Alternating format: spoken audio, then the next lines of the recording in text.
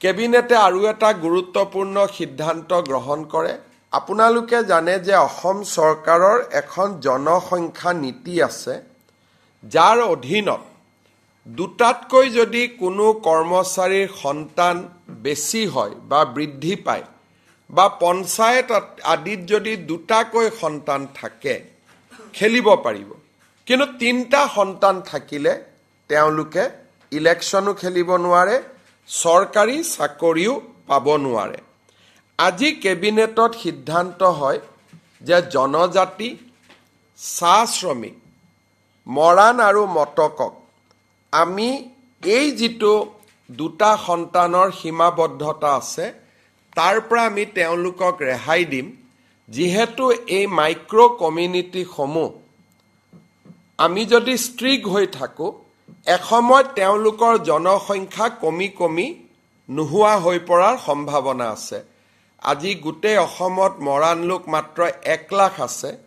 তাত যদি আমি জনসংখ্যাৰ নীতিটো ষ্ট্ৰিক কৰিব যাওঁ তেতিয়াহ'লে এসময়ত এই জাতিসত্তাসমূহে নিজৰ অস্তিত্ব হেৰুৱাই পেলাব।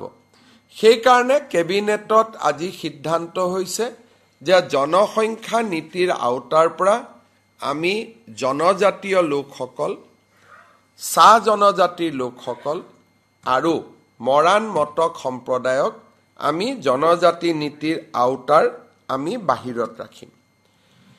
কেবিনেটে আজি চাহ জনগোষ্ঠীৰ লোকসকলক মাটিৰ পট্টা দিয়াৰ বাবে মই মৰিয়নিত যি ঘোষণা কৰিছিলোঁ তাৰ সম্পৰ্কত আজি কেবিনেটত ডিটেইলছ আলোচনা হয়।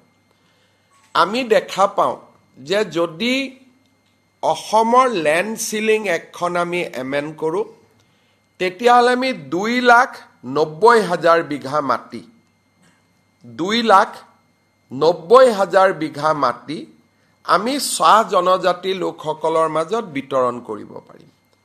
আৰু কিমানে মাটি পাব? প্ৰায় 4 লাখৰ ওচৰ চাহ জনজাতি পৰিয়ালে এই মাটিখিনি পাবলৈ সক্ষম হ'ব। মাটি হ'ল প্ৰায় 3 লাখ বিঘা, পৰিয়াল হ'ল 4 লাখ। আৰু এই কামটো যদি আমি কৰিব পাৰোঁ তেতিয়াহ'লে 75 বছৰৰ পিছত এটা ডাঙৰ লেণ্ড নীতিৰ ওপৰত এটা ডাঙৰ পৰিৱৰ্তন আনি আমি এটা সামাজিক লক্ষ্যত উপনীত হ'ব পাৰিম। কেবিনেটে আজি আমাৰ প্ৰস্তাৱক ইন প্ৰিন্সিপল অনুমোদন দিয়ে।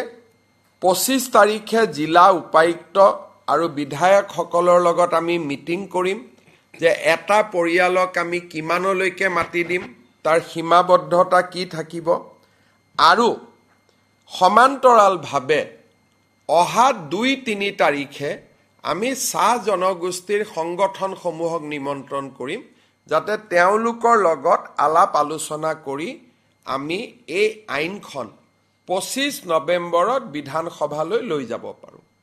তাৰমানে আপোনালোকে ইয়াৰ ছ'চিয়েল ভেলুটো উপলব্ধি কৰিব পাৰিব।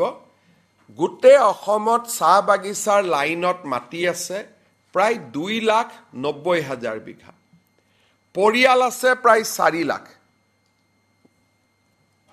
যদি এই কামটো কৰিব পৰা যায়, য'ত নেকি আজি কেবিনেটে অনুমোদন দিছে, যদি আমি কৰিব পাৰোঁ এটা ডাঙৰ সামাজিক লক্ষ্যত আমি উপনীত হ'ব পাৰিম। আজি আমাৰ কেবিনেটত